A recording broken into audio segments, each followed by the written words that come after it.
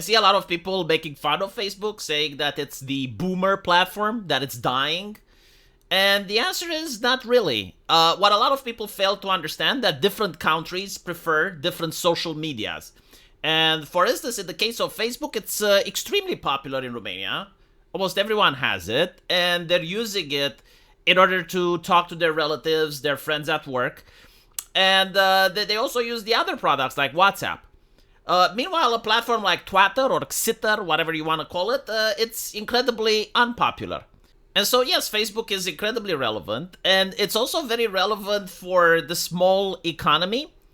Again, a lot of European nations, my own included, would suffer significant damage if Facebook was to shut down tomorrow. Why? Because almost every single small business owner requires Facebook in order to function. Like if you open a small cat cafe down the corner, the best way to advertise it is not in the newspaper, because no one reads newspapers anymore. It's not on YouTube, but it's actually Facebook. Like there are certain groups that partake to either your town or your local area, and you go to those groups and you find out, oh, a new coffee store has opened. Okay, I'm going to go visit. And so it's still a relevant platform. But what's also interesting is the fact that it wants to crack down on censorship. So Facebook was actually one of the worst platforms when it came to censorship, although maybe I should reconsider my assessment given the fact that Twitch and Reddit exists. But it was pretty bad, and one of the main reasons why it was so bad was the fact checkers. I remember making a video on explaining how to become a fact checker, because it's absolutely hilarious. Like the very concept that there are human beings that are far more enlightened than everyone else, and they're capable of determining the truth. Like if you go and follow one of these fact checkers, they're probably as skilled as Nancy Pelosi when it comes to trading stocks. They never make any type of bad purchasing decisions because they know the facts. If they go to a bank, they never take a bad loan, right? Because these are human beings that are capable of discerning fact from fiction at such a high level that they're probably some of the most well-off of society. And through the kindness and compassion of their hearts, of course, they descend on Facebook and help guide the people like a shepherd guides a flock, right? Like the role of a priest in a medieval society, this was the fact checker, to make sure that we don't stray into the darkness and to protect us from the evils of Russia, of Kremlin, where all the misinformation of the world comes from. Only from Kremlin, yes. Now, when I actually looked into what it took to become one of these fact checkers, you actually had to pay money to an organization. From what I could see, it was staffed with left-leaning people. And when I say left-leaning, I mean like some of the most extreme, cancerous left-leaning ideology you can find. And they would then look on your posts, they would look on your feed or your social media activity to see if you're popular and relevant. And what exactly do you post? You know, do you support the devil? Do you support Donald Trump? Have you committed heresy? Did you misgender someone? And if they considered you clean, congratulations, you would become a Facebook fact checker. Now, that was back then. I don't know if things changed.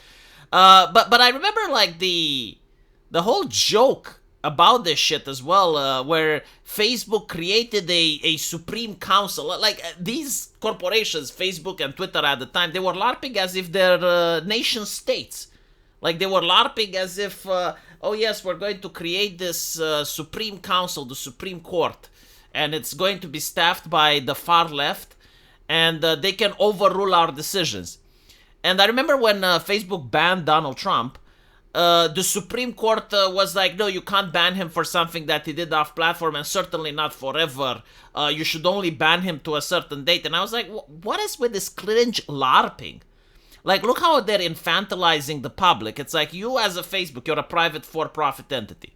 And so you are the one that's deciding that these group of people can overrule your decisions, and you don't have to listen to them. You're not a government. Like, no one can sue you if you choose not to listen to them. What the fuck is this shit? Right? But they were like doing this public LARP, absolutely disgusting. That's when I actually stopped using the platform. Their behavior disgusted me to the core. But now it seems that things are changing. And so Zuckerberg apparently if we follow the story, right, like the PR spin, his story of origin is that he used to be this bad guy that censored everything and everyone. But then he saw Donald Trump almost getting assassinated, and Donald Trump got up and he said, fight, fight, fight. And Zuckerberg, as he looked down, he realized he's getting an erection. I'm not kidding. Like, that was an interview where he basically said that stirred something primal, something animalistic in him. And after that, he became more open-minded. He, like Buddha, which rested next to the tree, he achieved the enlightenment. And he realized, okay, censorship is bad. And so he talks about the European Union. Like, this is something that I find very interesting.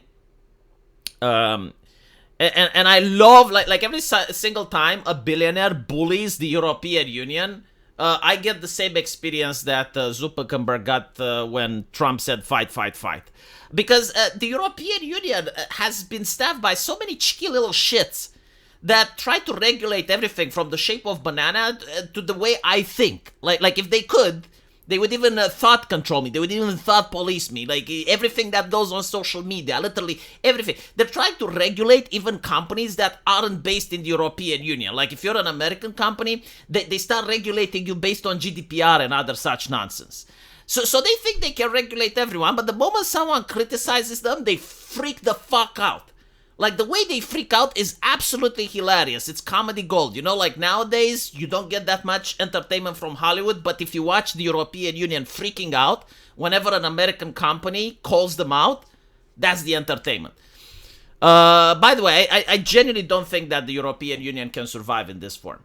Like, it's unsustainable. Every single year, they pass more legislation that's all about increasing bureaucracy. It's all about adding even more regulations. And so the question is like, well, how long can you keep it up? Like you keep mass producing regulation over regulation over regulation. And at some point, the member states are going to tell you to fuck off. The reason they're not telling them to fuck off now is because they keep fining countries, right? Oh, Poland doesn't like what the European Union is doing. They apply a fine. They apply a sanction. At some point, there's going to be so many regulations that people will say, well, it's actually cheaper to pay the fine, but like, what if we don't even do that? So how about you go fuck yourself? You cannot have an institution, again, that regulates the shape of a banana, that regulates what people think, what people can say online, what people get to view. Like, here's one example. When the Israeli got their terrorist attack, right? When Hamas attacked Israel, there was a lot of gruesome footage on Twitter showing civilians getting executed. Like the Hamas terrorists, they had GoPro cameras and they filmed everything. And the European Union says, no, they shouldn't show that. And I'm like, why? It's not illegal. And I think like people need to see the brutality and the gruesomeness of the act in order to get an informed opinion. Why exactly is the European Union saying that grown adults should not be able to view such footage? Do we not have freedom of expression anymore? Do we not have like freedom of speech? And so like these decisions are what baffles the brain. And I don't think that this is why the European Union was created. I don't think when the people signed the formation of the European Union, they said, okay, let's create an entity that in the future can dictate what people can say online. And unless it's getting reforms, I don't see this surviving for more than 20 years. Of course, I could be wrong, but their refraction to criticism is astonishing. Like, their solution is always, oh, you're criticizing us is because you're pro-Russian. Like, literally, every single criticism, all of them. Like, my God, like, Putin is a mastermind. Like, being able to come with an infinity number of criticisms, or at least hundreds of millions of criticisms with every single Eurosceptic, right? Like, everything they have in their brain is whispered by Putin. So, like, Putin must be the most creative person on earth. Hopefully he can make a video game or some shit, you know, like a movie, like channel his creativity into some entertainment. That would be amazing. Like his mind seems to be exponentially expanding, just coming up with criticism for the EU every single year. Because, like, again, every criticism that comes from the mouth of a Eurosceptic is whispered in his ear by Putin. At least that's what I get, you know, but that's what I understand. So apparently Zuckerberg, he framed the decision to get rid of fact checkers as a return to an argument in favor of freedom of expression. He wants to do what X is doing. The announcement comes days after Nick Clegg, the former UK Deputy Prime Minister, announced he was stepping down as Meta's President of Global Affairs. Meta's oversight, co-chaired by figures including the former Prime Minister of Denmark, responded to the announcement of what is effectively crowdsourced approach, saying that we look forward to working with Meta in the coming weeks to understand the changes in greater detail, ensuring its approach can be as effective as speech-friendly as possible. They welcomed the announcement. They said, we welcome to like this opportunity to thank Nick Clegg and blah, blah, blah, blah, blah. In the 5-minute statement, Zuckerberg said, government and legacy media have pushed to... I love the fact that he's using stick, axe, and hammer. Legacy media, right? Like, this insult actually sticks to them like a fly on shit. Very rarely from a propagandistic point of view can you get an insult that actually sticks to something, and when you do it, it's incredibly successful. So like legacy media have pushed to censor more and more. A lot of this is clearly political, but there's a lot of legitimately bad stuff out there. Drugs, terrorism, CP. These are things that we take very seriously, and I want to make sure that we handle this responsibly. So we built a lot of complex system to moderate content, but the problem with the complex system is they make mistakes. Even if it's just 1%, that's millions of people, and we reached a point where it's just too many mistakes and too much censorship. The recent election also feels like a cultural tipping point towards, again, prioritizing speech. So, again, the fact that Trump won is a cultural shift, but it's not just Trump winning, it's Trudeau losing, it's the Germans having difficulty keeping down the AFD, the French having difficulty keeping their governments, all around the world. Changes are happening. People are fed up with the previous paradigm. And apparently Zuckerberg is noticing that. He said that removing some restrictions on content on topics such as gender and immigration can make sure that people can share their beliefs. Did you understand what he said? Removing content regarding gender and immigration. Chat. If you think J.K. Rowling was a problem.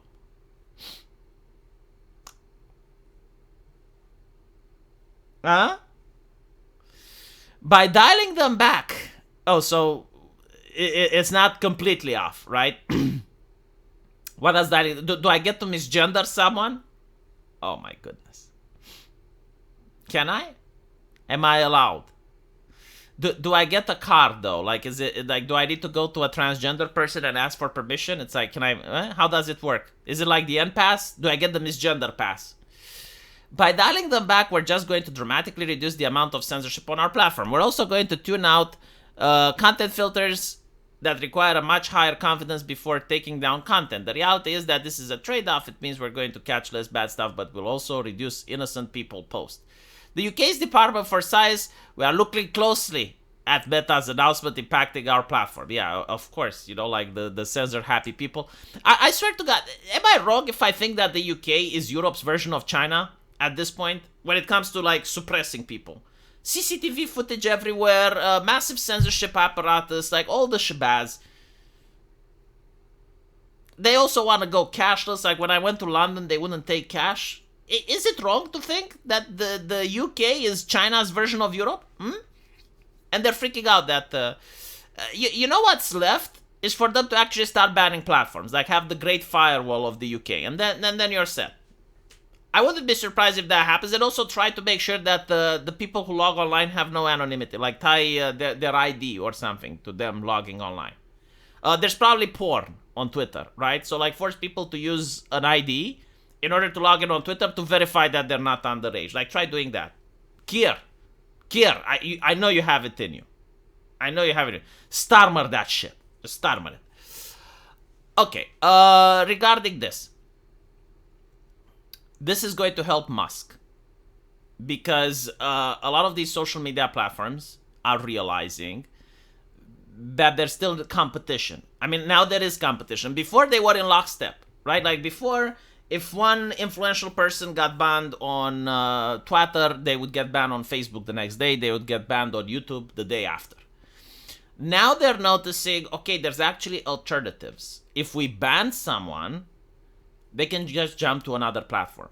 So like someone gets banned on Facebook, they still have a Twitter presence. And if Twitter allows for more free speech than you have on Facebook, that's bad for their business. They want to harvest your data. They can't harvest your data if you're not on their platform. And so it's also difficult for advertisers now. Like advertisers used to just unilaterally boycott corporations. And since Musk told them to fuck off and is suing them, and now they don't have their union. What was it called? GLAD or some shit? Now they don't have that.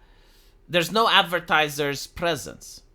And so the only censorship that will be left is from the governments. Like if you're from the European Union, if you're from the UK, you will have censorship if you speak naughty shit by someone knocking at your door and being say you have committed the hateful act of speech of hate, and so we're going to arrest your ass. Like that will happen. You may get fired if you're in the United States, right? You posted something edgy online. But even then, it will be like some institutions that are left-leaning, and then if you post like something really vile, really fucked up. Like, for instance, I understand that, saw an article that the people who glorified or were okay with that CEO getting shot were flagged by the police in the US as a dangerous individual. I mean, I guess that's one thing, but from my experience on Twitter, seeing how many people were glorifying it, they would have to arrest the entire Democrat Party and their supporters. It's like, well, actually, not the party itself, right? Like, not the politicians, but their aides, their staffers. Like, they were, I saw some of them being, it's like, oh, I mean, yeah, it's a bad thing that it happened, but I'm not going to cry over it. Type of deal, right? So... But still, like, the idea that you can still get flagged over shit you post online is true. Is this going to revitalize Facebook? Probably not. But, again, it's going to help Elon Musk. Because he's actually in a struggle session with the European Union. He's in a struggle-snuggle with Britain. And they may say, oh, we're going to shut down your platform. But then now they're going to have to shut down Facebook too. And, you know, at the end of the day, they're still trying to LARP as if they're liberal democracies, and they can't ban the entire internet. I mean, sure, you know, you can ban Telegram, you can ban TikTok, but now you're banning Twitter, you're banning Facebook. Don't you think you're getting a little bit overboard? Like, what, do we need to make a social media platform called Radio Free Europe? I should stop making that joke because people from America probably don't get it. But still... yeah, times are changing. I don't know if for the better or not. There may be other things that will be censored. There may be other, like the H-1B visa, for instance. But now, who knows, you know? Maybe you can shit-talk the H-1B visas on Facebook. We'll see. Zuckerberg doesn't say anything about racismus, right? Like he said he's going to remove the censorship regarding immigration. So... I guess you can shit talk about H-1B visas and gender ideology. Goodness gracious. There were a lot of things that some of my fellow content creators wanted to say during the last 5 years. A lot of things. But, you know, in the terms of services, the algorithm, like, you can't fight against the immovable object. You can't convince the algorithm to allow you to speak. Like, you speak it, you get banned, and that's it, right? And a lot of us had certain opinions, thoughts that may be a little bit controversial, but, you know, over the 5 years, they have added up. And so, if there ever becomes a platform where it's allowed to express our thoughts and opinions... 5 years, like 5 years of deep philosophical thinking, just compacted. Goodness, say it ain't so.